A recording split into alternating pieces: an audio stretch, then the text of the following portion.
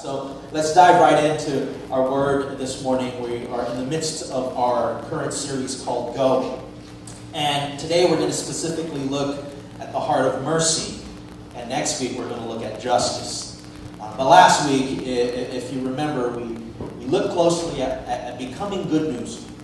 And someone say good news this morning. Good news. Jesus is good news, amen?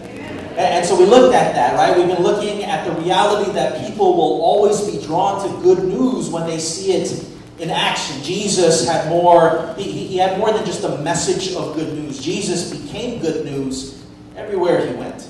Meaning to say Jesus' actions and his service to others, these were good news to those he came across. Jesus fed the hungry. He didn't just tell people, hey, look, there's a Jewish snack shop down the way. Go and get some food. Right? No, he fed people. He turned this little boy's lunch into a huge smorgasbord of a feast for nearly 5,000, and if you include women and children, nearly 10,000 people.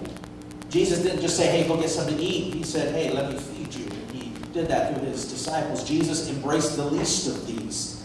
Right? He embraced children in public, and women in public, and sick people in public, and those who were deemed unclean. He embraced the least of these in public. Jesus was a friend of sinners. He was tagged that nickname, I guess, right? He was a friend of sinners. He healed and he casted out demons. Jesus empowered people. He became good news. He didn't just tell people about good news. He became good news. And all of these actions were good news to those whom Jesus touched.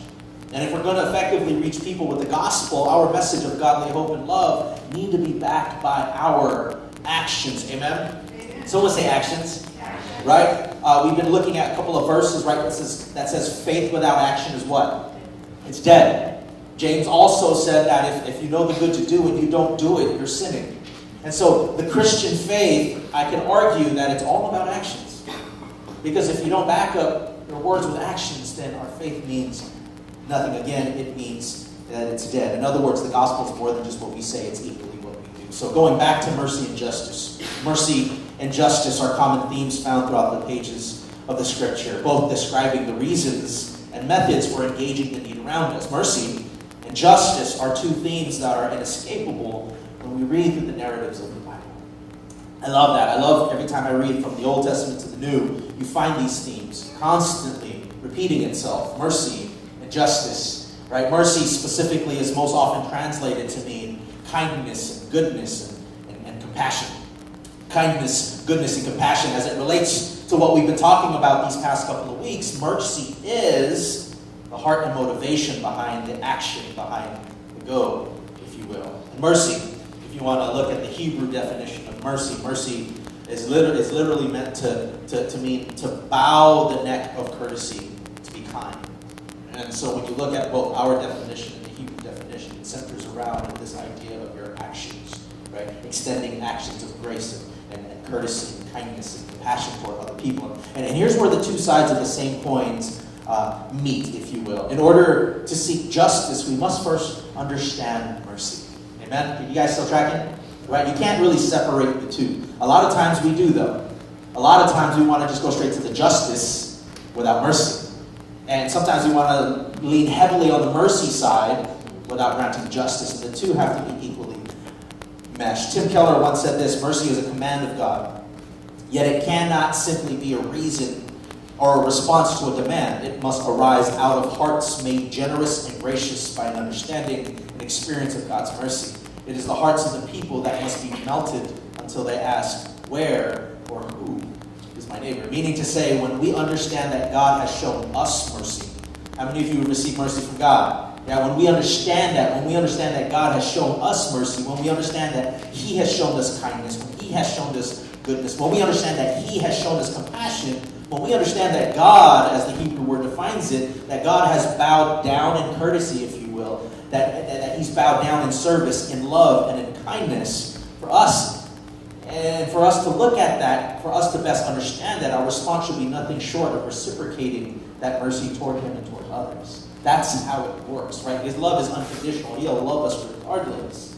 And His mercy is the same. He will continue to offer mercy And if we're going to truly follow him, we have to not only offer mercy to him, but mercy to others. And I'll even say it this way, if you look at the great command that Jesus summarized as far as the Ten Commandments, right? Love God and love others as you love yourself. A lot of the times we don't show mercy to ourselves. A lot of times we beat ourselves up. A lot of times we feel guilty of things. A lot of times we feel ashamed of things. And a lot of times we don't offer mercy to ourselves. How many of you know God wants us to show mercy to ourselves? He wants us not just to love others, but to love ourselves. And he gives us permission to do that. It's not a selfish thing. God said it's okay to love yourself because you can't love others to the extent that you don't love yourself. So I can't give love if I don't love myself. And so I need to work on my love for myself, and God has given us permission to do so. God has given us permission to take care of ourselves. It's not selfish to do so. Turn to someone and say, take care of yourself. Turn to someone else and say, love yourself. And say, it's okay. Say that again. Turn to someone and say, it's okay. When it comes to going into the world and preaching the gospel, going into the world and meeting a need, serving, reaching out, right? That's what we've been talking about over the past few weeks. When it comes to going, mercy offers immediate and compassionate treatment of those in distress. Mercy is the first step to engaging need, and it acts as a filter for our motivation. One thing I love about developing a heart of mercy is that in the economy of God's kingdom, mercy has this reciprocal effect. Meaning to say, as we grow in mercy and respond to need, we also become the recipients of such.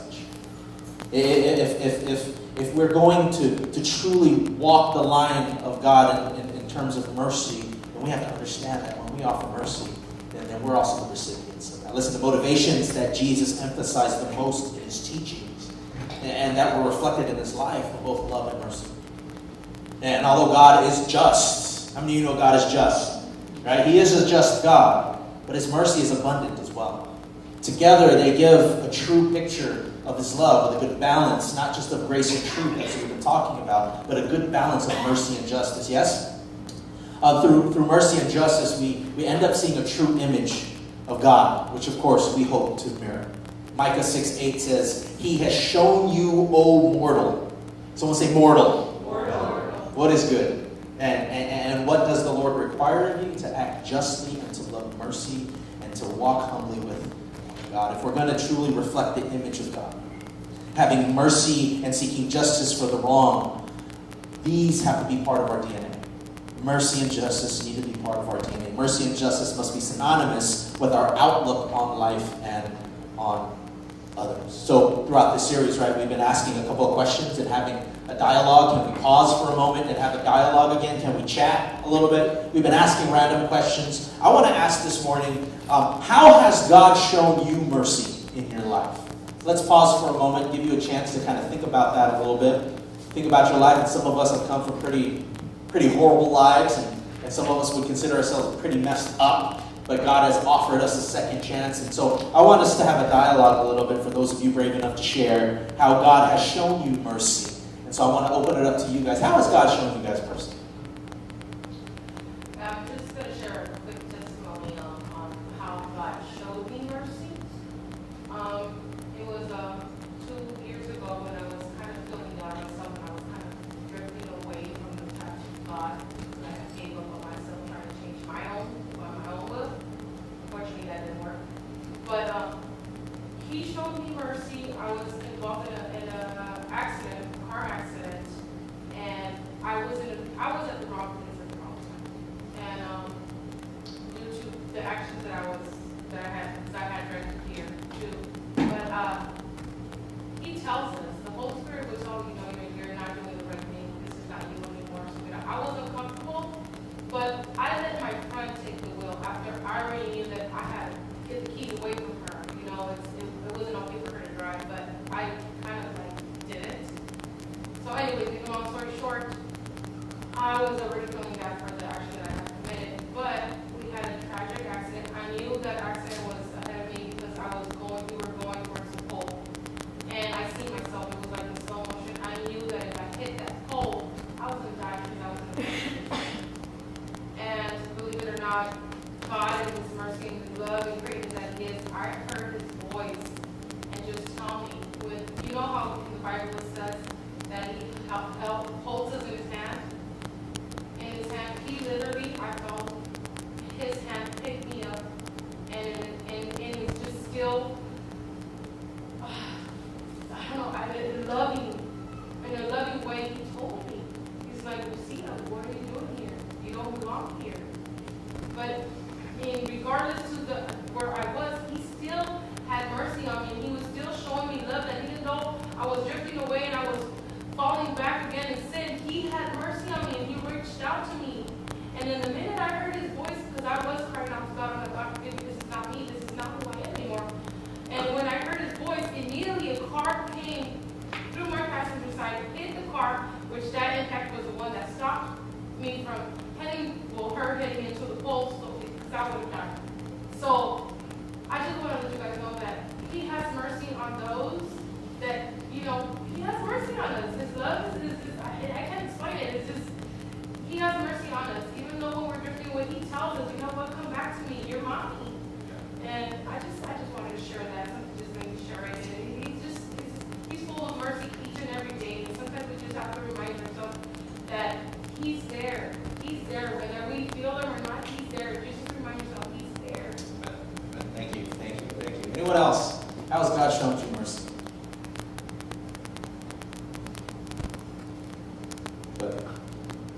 He shows me mercy when I feel my emotions. He tells me it's okay to feel them. Walk with me through this. He always does that. It's okay to be emotional, right? I've heard an argument where emotions are, how shall I say, in spiritual living, we need to suppress emotion. That's how I heard it once. But God created us to have emotions. It's okay to cry. It's okay to feel down. It's okay to feel good. It's okay to have these roller coasters of emotions. It's just how do we navigate through them, right? Because these are real feelings, right? The pain that we feel, for those of us who struggle with depression, the highs and the lows, these are real feelings. These aren't just like, it's not like smoke and mirrors. These are actual things that we struggle with, and it's okay to feel them. Just don't wallow in it for too long, right? It's us having to say, okay, Lord, help me through this. Help me through this emotional journey, this emotional ride. Help me. I don't want to stay here. Good, thank you. Go ahead. Yeah, I used to share rooms, the whole roommate system thing, because it's really expensive to live in Southern California.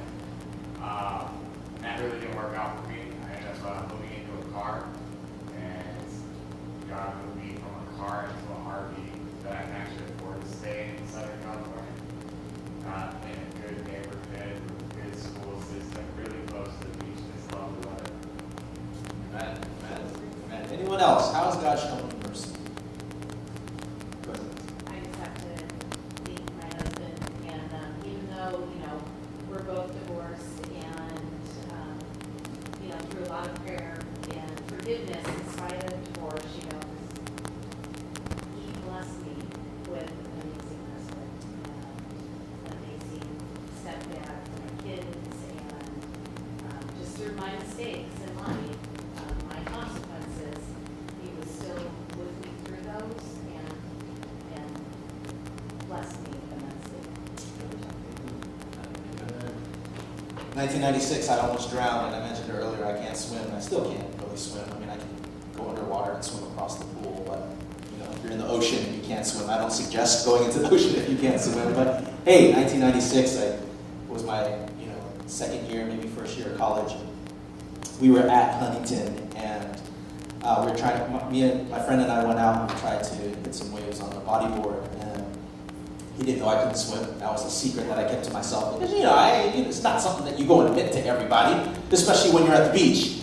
And so we were out there, and we caught some pretty cool waves, and we went back out, and for some reason I couldn't get back on the board. I just kept slipping off. And so I told him, I was like, hey, I need some help. I can't get back on the board. And he's all like, just get back on the board. I'm like, I know. I just told you I can't get back on the board. I'm trying. He said, well, let's just swim in. And I said, I don't know how to swim. And he looked at me like, why are you even out here? And so he was a pretty buff guy, so I just thought, hey, I'm in good hands, right? And so he said, okay, just climb on my back. And for some reason, as buff as he was, I'm a lot taller than he is, and he couldn't tread anymore. And we were just like, okay, this is it. This is it. I don't know how many gallons of water I swallowed that day. Salt water is not the most tasteful thing in the world. And a lifeguard ended up pulling us back in. But in that moment, that was a year after I had given my life to Christ for the first time. And if this is your story like mine, where you come from a background of either Catholicism or no God, and you enter a space where you're like, oh, there's actually instruments in church, that's awesome, And as a musician, I was drawn to not necessarily Jesus, I don't think, I was drawn to the music. And if any of you have the same story as I do, where your conversion was more of a surface level conversion, what happens when you have a surface level conversion with no sustenance? You end up falling away. Just like that. And so I gave my life to Christ in 95. A year later, without having a deep-rooted relationship with Christ, just music, spiritual music at that, I turned away. And in that moment over at Huntington, it was as if the Lord was just saying, you have a choice to make. You have a choice to make. You can either continue down this road of just kind of going to church, right? It was a church in Wilmington at the time. I was going to an Assemblies of God, and you can continue to go to church and enjoy the music, or you can take me seriously. It's your choice. And I just felt like in that moment, as I was swallowing salt water, as I was trying to climb on my friend's back before the lifeguard pulled me in, it was as if I was having this conversation. You know how time stops when you're having this like deathly moment. It's like God stopped the world for a moment to have this conversation. And I'm not saying that in that moment I became like on fire for God. Obviously, my life still had its ups and downs, but I would say it was in that moment that God showed me mercy. It's as if He was saying, if you don't take me seriously, I'm gonna remove my hand right now. But it's your choice. And I think in the crying and the franticness and the salt water going down my lungs, I said, okay, Lord, I'm going to try. I'm not going to be on fire for you. I was that honest. I'm not going to be on fire for you, but I'm going to try. I don't even know where to begin, God, but I'm going to try. And, I'm here today because of God showing mercy. We don't know when and where and why, because a lot of us have had loved ones pass on in tragic moments, and we sometimes wonder, well, why didn't you show them mercy, God? And I'm not here today to explain why, because I'm not God, and I can't fully explain why. He'll extend mercy and grace to someone, and then, someone who's lived a good life, someone who would come to church every single Sunday, and all of a sudden a tragic incident will happen, and we ask God why. And honestly, I don't have all the answers to why. And I don't want to stand up here and pretend like I do and tell you, well, this is why God does things, right? Because I'm not all-knowing, right? I'm not God. But I do know that God is loving. I know that God is gracious and merciful, despite some of the incidents that we experienced, right? And how tragic was it for the fire captain of Long Beach to pass away like he did? And you wonder, like, God, what happened there? Because as great as God is, there are also people in this world who make horrible choices that affect our lives as well. It's not like God is going to put up these force fields around us, right? And we still have to navigate through life. But as believers, and here's where the hope comes in, as believers, how are we extending mercy to other people? How are we extending grace and love to other people despite how horrible life is?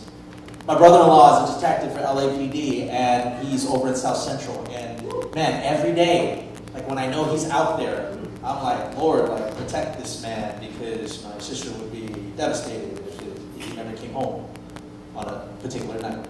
And so we wonder again, why? But the question becomes, how are we showing mercy? Like, we may question God all we want, but how are we becoming conduits of His love and grace for those of us who call Him Lord and Savior? So, having said that, I want to also dialogue a little bit before I get into more of the meat of today's word. We've been going through the Go Journals. Have you guys forgotten about the Go Journals already? You guys still doing your Go Journals? Does anyone want to share something interesting that happened this week in your Go Journals? Are you actually going? Go ahead, Lucia. Okay, well,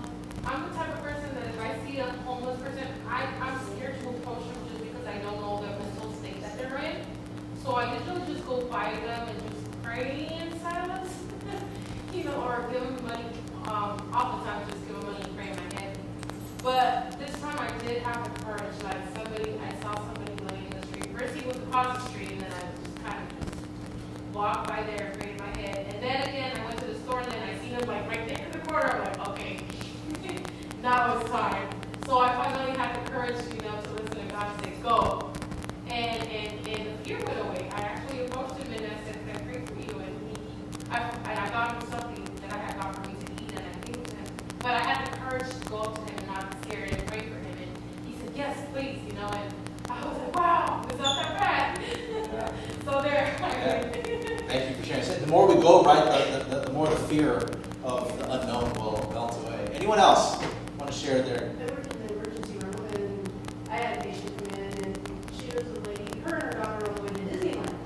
She had a panic attack, and thanks to a little watch, the more she got excited, the more her heart rate went up, and of course she thought she was having a heart attack. So she calls 911, she comes, so they bring her, and she can't get back to her car. And it's hot that day. So I just told the guys in there, I said, I tell you what, when they discharge her, I'm just going to give her and her daughter a ride back to the car so they don't have to walk in this heat. And so the guys were like, oh, so I gave them a ride so they didn't have to, they could go on their way to Disneyland. Amen, thank you. Anyone else? Go this week. Anyone else? All right, turn with me to Matthew 23. And in Jesus' long warning against hypocrisy, he drives his point hard toward the end of the chapter by saying this: woe to you, teachers and the law Pharisees, you hypocrites. Don't you just love when Jesus calls people hypocrites? You give a tenth of your spices, mint, dill, and cumin, but you have neglected the more important matters of the law: justice, mercy, and faithfulness. You should have practiced the latter without neglecting the former. You blind guides, you strain out a gnat, a swallow, a camel. It was also in other places where Jesus said, I desire mercy, not sacrifice. But in the Matthew 23, in other words, he was saying, look, you religious people, you practice all the religious activities. You give of your tithes and offerings. You look good spiritually, but you've neglected the most important part of what it means to be a follower of God, and that's mercy, justice, and faithfulness. Now, Jesus is not saying don't give up your tithes and offerings, don't do the religious practices. He's not saying you don't have to pray anymore, you don't have to go to synagogue anymore, you don't have to do everything that it is to make you a good Jewish person. He's not saying that. He's just saying in the midst of all that, you've neglected what's most important: justice, mercy, and faithfulness. So he's saying, yes, do all that, but don't neglect the things that you are neglecting. And if you know anything about the Gospels and the narratives that we read about, there was the religious leaders who talked a good talk, and they're the ones who stood in the marketplaces praying like novels of prayers just to sound spiritual. Right? They had these little prayer boxes that they wore, and the bigger the box, the more holy they were, or the tassels they wore on the sides of their clothes. The longer they were, the more spiritual they were. And they were all about the show. But they weren't really about living out what it meant to be godly. Because here's an interesting thing. When you look at what Jesus was teaching, it's not like these were new teachings. They were more of affirmations of what they already knew. Because these were good religious people. They were spiritual people. They knew the law. They knew what it meant to be a godly person. They just didn't practice it. And Jesus, again, isn't bringing anything new. He's just affirming what has already been taught in the past. Now, in order for us to get there, in order for us as believers to get to this life of living out mercy and justice and faithfulness, in order for us to get there, to get to the place where Jesus desires for us, we need to somewhat have a shift in mentality. I think we have to constantly wake up every single day saying, Lord, teach me. Jesus, teach me. Holy Spirit, move me. Because right in school, right, as a teacher, when we go into our classrooms and we teach our kids, what happens when they go home? They usually forget about everything we've taught them until the next day. Right? Forget about the summers, because they're going to forget when they come back to school everything they learned in the school year. It's somewhat the same thing with our lives in God. We have to constantly remind ourselves and say, God, teach me, because we're forgetful people. Right? Our attention span just isn't that good, for the lack of words. And sometimes, for me even, I check out after 15 minutes. Right? Sometimes 5. And if I'm trying to talk to my kids, sometimes I check out after 1 minute because I'm just like, I don't want to hear what you have to say. But we're people who are forgetful, our attention spans are really low, and we have to wake up every day saying, Lord, teach me. Lord, show me. Lord, shift my thinking a little bit. Throughout the way he lived, Jesus often challenged his disciples, and I believe ultimately us because the word lives on. But I believe that he challenges us, pointing out the discrepancy between his understanding of mercy and ours. Because how many of you know his understanding of mercy differs a lot than ours a lot of times? Jesus made time for the beggar, the outcast, and the sick. He made time for folks that people rejected. Right? He made time for that. That's showing mercy. That's living a life of mercy. A lot of us give up on these types of people that Jesus embraced. He went out of his way for the woman at the well. And if you remember the story, right, and in the context, rabbis don't usually associate with women in public. But yet he made time for her at this well. Jesus gave attention to the man at the sheep gate pool. Right? You weren't allowed, you weren't supposed to touch people or be in the vicinity of people who were deemed unclean, yet Jesus was around folks of that nature all the time. He offered grace to the woman caught in the act of adultery, and all of these perspectives require a shift in traditional thinking about the people Jesus gave his attention to. Jesus didn't see people as pests, as outcasts, or as less valuable to society. Jesus viewed them as children of God.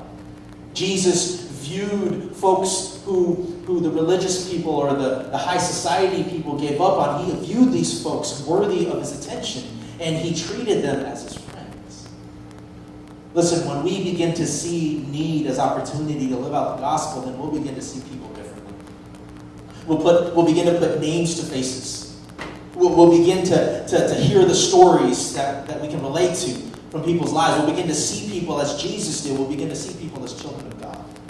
And as followers of Jesus, I would suggest and argue that we should see others that way. We should see others for who they are. They are children of God. Whether they follow Jesus or not, they're still a child of God. They were still created in his image and his likeness. And as believers, we need to have this shift in thinking to be able to go into these places in our lives to say, yes, you are just as valuable as I am. You are just as loved as I am. You may not believe what I believe. You might even have rejected God, but you are still loved.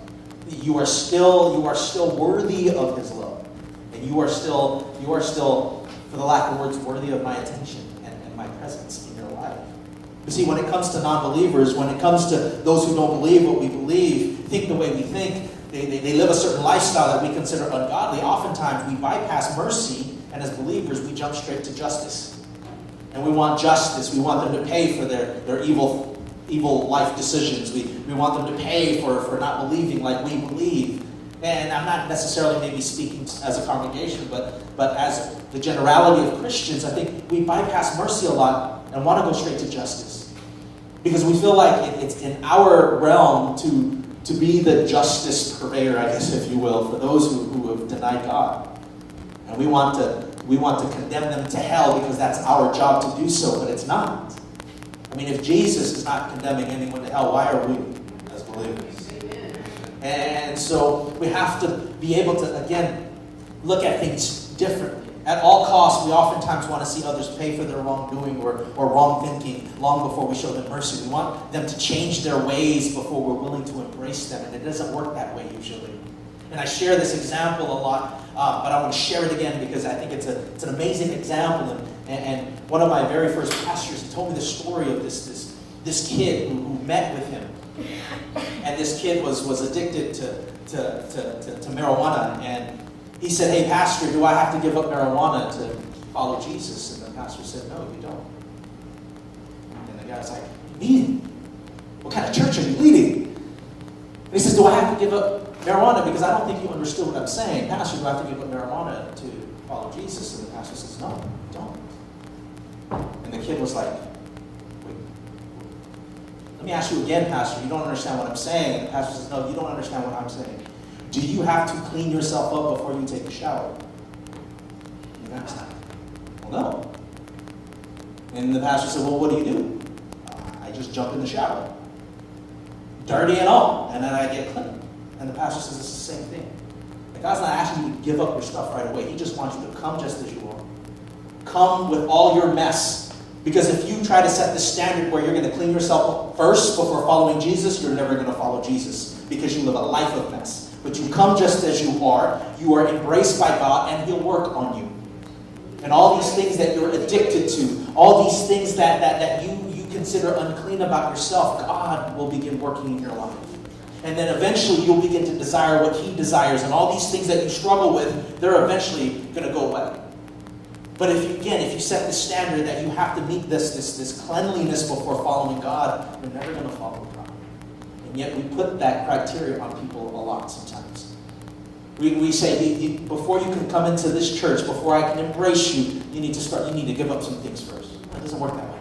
You come just as you are. Because we're all messed up. Amen? How many of you are messed up? Everyone should raise their hand. But how many of you know, as we've been talking about, God has shown us a lot of mercy.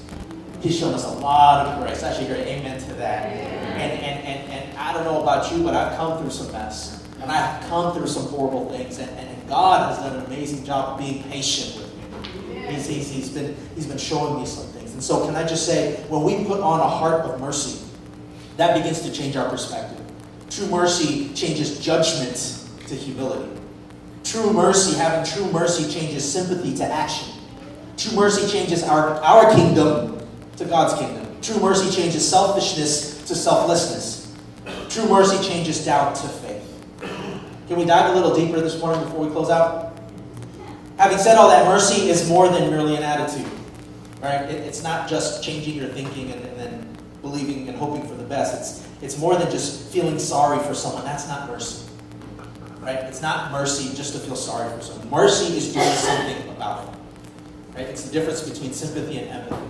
You know the difference, right? Sympathy is feeling sorry for someone, but empathy is like you can actually feel their pain. You can actually know what they're going through. You put yourself in their shoes. That's what mercy is. It's showing mercy is active. It's movement. It lives. It breathes. Mercy is literally one of the attributes of God. God is a merciful God. Therefore, God is love in action. That's how I like to define God when it comes to mercy. He is love in action. The Lord is gracious and full of compassion. He's slow to anger and great in mercy, the Psalm says, Psalm 41:45. And I'll read that again. The Lord is gracious and full of compassion, slow to anger and great in mercy. Does God get angry? Absolutely, but He's slow to anger. He's patient. He shows us grace, right? So how do we show mercy? What are the marks of a merciful person? Where do we begin? Okay, so I understand past the definition of mercy. I understand what we ought to do. I understand that it's kindness, it's compassion, it's all that. But where do we begin? How do I posture myself to be a merciful person? And I mentioned it a few moments ago that God shows a lot of patience to us. And that's one thing. As followers of God, if we want to live a life of mercy, we have to be patient with people. We have to be patient with people. A merciful person exhibits a great deal of patience with others. And I know it's hard, because let's face it, there are all sorts of different people in this world. There are so many different people in this world, and we get along with some, but how many of you know there are a lot of people we don't get along with in this world? And it's those people that we have to exercise a lot more patience with, right? We have coworkers who can be irritating, right? Family members, don't raise your hand, can get under our skin. Children can get on our last nerves. Democrats can be so ridiculously unrealistic. Republicans can be so close-minded. Some are Golden State Warrior fans. Some are Clipper fans. All these people we can't get along with. There's so many people. LeBron James, by the way. Yeah, Laker fans? Are you guys? No? We can blame Magic Johnson and the people who run the Lakers for bringing LeBron. But there are all these people in this world we don't get along with. And then there's everyone else in between. But the Bible says this in 1 Thessalonians. Now we exhort you, brethren, warn those who are unruly. Comfort the faint-hearted, uphold the weak, but be patient with all. A merciful person needs to be patient with everyone, which is something I'm still working on, especially with my kids. And I admit that a lot. That I struggle with my patience or lack thereof. Because I can get real irritated by my boys, especially when it gets really hot. Right? The heat is a trigger for our ugliness to come out, isn't it? But I'm working on that, and unfortunately my kids get the worst end of it all. But if we want to be blessed, then we have to be merciful. And to be merciful, we need to be patient with those who don't always fit into our mold. And I get real practical this morning. How can we be patient with everyone? It's real simple. We need to learn their background. I think a lot of the patience or impatience, if I could say it that way, comes because of our ignorance to the other person. Because we don't know where they're coming from. We just assume where they're coming from. But if we could take a moment to learn their background, understand where they're coming from, we need to stop looking at how far others need to come, but look instead of how far they have already come. Instead of bashing someone who believes in, let's say, Mohammed, get to know them a little bit and ask them and get to know why they believe what they believe. Instead of just bashing them for their beliefs, but ask them why. Ask them why you believe in Muhammad. Why not Jesus? And then as you unfold their story, and I have a lot of Muslim friends, and they can never argue with me when I say, well, then here's the interesting thing about your belief. It's not that they don't believe in Jesus. Jesus is in the Quran. The virgin birth is in the Quran. They just don't believe Jesus to be God. So that gives me something to work with. And so I'll enter the back door, if you will, and say, well, tell me what you know about Jesus. And then they'll unpack what they know about Jesus, and I'll tell them what I know about Jesus. Right? And it gives me, instead of saying, oh, you're a Muslim, I'm not going to spend time with you, you Muslim, Islam person. No, I'm going to get to know their background and understand the why. Same with my atheist friends. Why don't you believe in God? And here's at least in my experience, most of my atheist friends once believed in God. It just something happened along the way. A tragic incident, they were mistreated by the church. And so instead of just kind of pushing them aside and saying, you don't believe in God, well, then you're condemned to hell, it's like, hey, let's have a conversation a little bit. Let me know why. Oh, I'm sorry you were treated that way. If I can apologize for the whole Christian leadership, I'm sorry that you experienced that in the church. Or I'm sorry you experienced that tragic incident and now you're blaming God. I'm sorry. But if we spend time with folks and get to know their story, maybe we spend time with that transgender coworker and ask them, tell me your story a little bit. And we live in the epicenter of the LGBTQ plus minus all the other acronyms that they've added over the years. We live in the epicenter that statistically in Belmont Shore is the highest concentration of gay and lesbians in the entire nation. Not population, but concentration. I mean, we have a great opportunity to reach out to some folks who don't believe like we believe. And I have a lot of gay and lesbian friends. I have family members who are lesbian and gay. And instead of saying, look, you don't believe what I believe, you're going to hell, let's talk. Let's have a conversation. Let me show you the same kind of embrace that Jesus showed, the same types of folks in the narratives of the Scripture. And so patience, we can develop patience with other people if we just simply got to know them. If we're merciful, if we're going to exhibit the same kind of compassion that Jesus did, we need to be patient. Romans 15:7 says, therefore receive one another, just as Christ also received us to the glory of God. Merciful people are loving people, yes, but they're also patient. They're not quick to criticize or judge others. They realize that hurtful people oftentimes are people that have been hurt. And if we continue to berate them, we're adding to that pain. That is not the loving thing to do. And so being patient is getting to know the other person. You guys still tracking? Number 2 is something that I think a lot of us struggle with. It's being a merciful person seeks to be a forgiving person. And it's hard to forgive people, isn't it? When people make mistakes, the question is, do we rub it in or do we let it go? When people let us down, do we hold it over their heads? Or do we let them off the hook? Or do we show them a little mercy and forgiveness? Colossians 3:12-13 says, therefore, as the elect of God, holy and beloved, put on tender mercies, kindness, humility, meekness, long-suffering, bearing with one another and forgiving one another.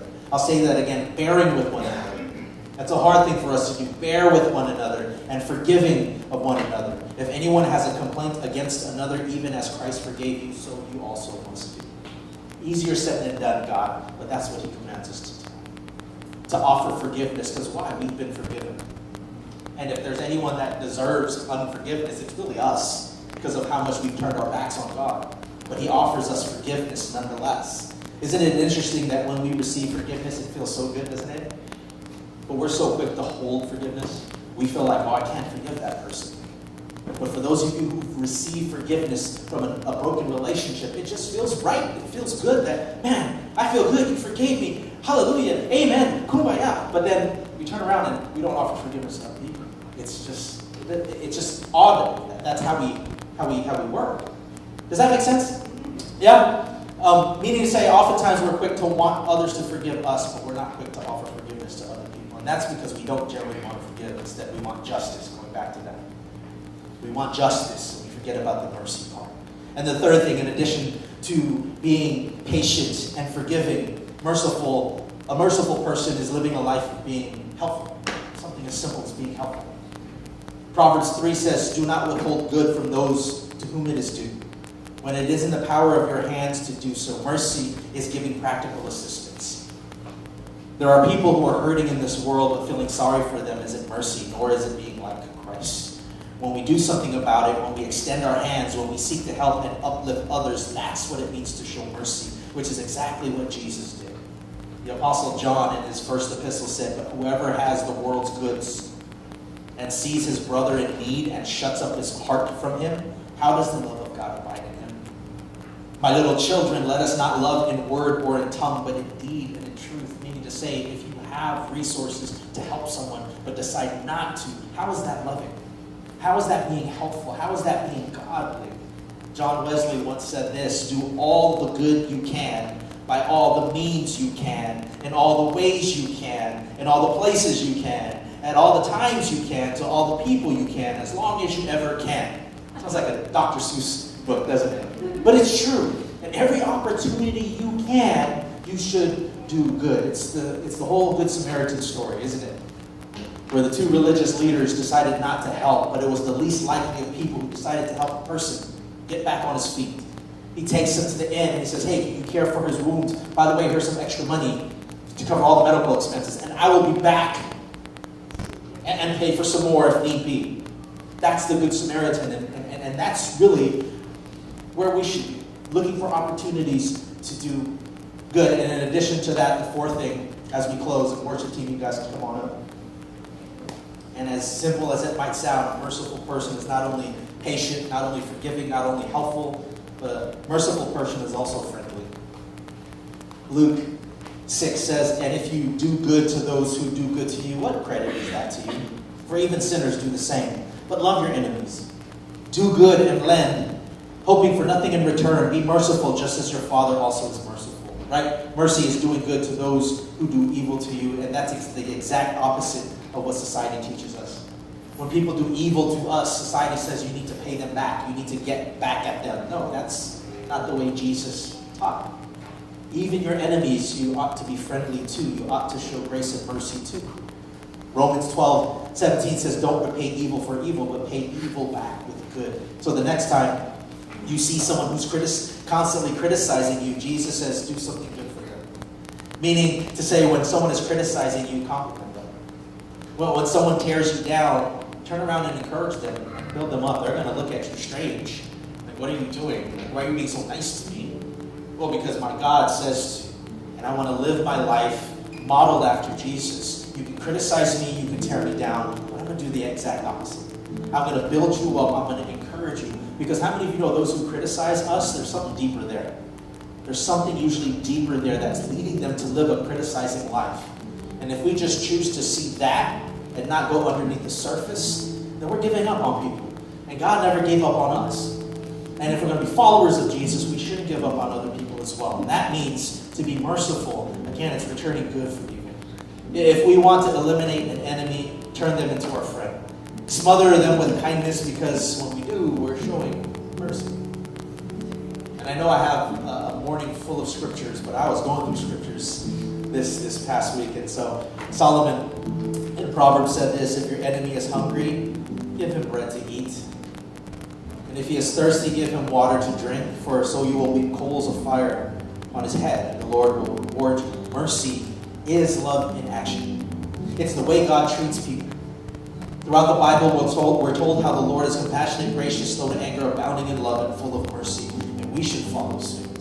So the question I want to ask this morning as we close off and sing these next few songs is, who needs a little mercy in your life?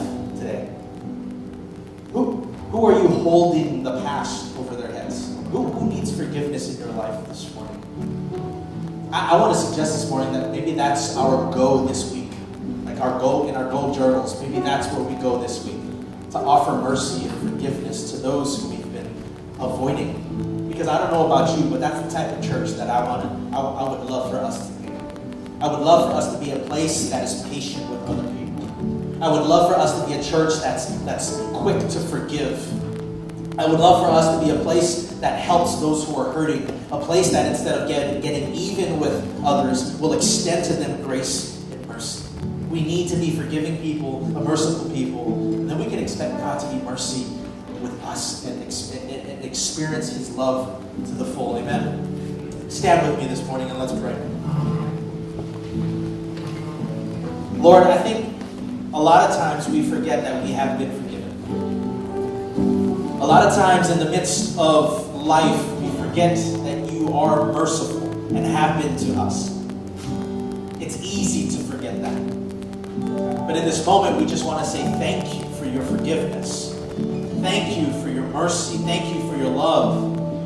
Thank you, God, that you don't want us to walk in shame and in guilt.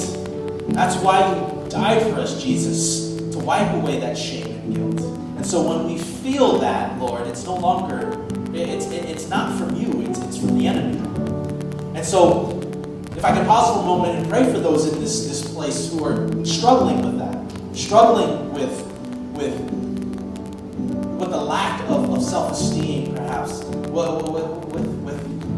are struggling with trying to feel loved and just knowing that they're loved. I just want to pray for those in here who have this low outlook on life upon themselves. I pray that they would be reminded in this moment that they are worth more than they realize, that they are more valuable than they realize, Lord. I pray that your words of mercy and forgiveness and love would just encourage them this morning. And then, Lord, having received your mercy, having received your forgiveness, I ask that this week we can practice that. We can extend forgiveness to others. We can be merciful with others before seeking justice, Lord God.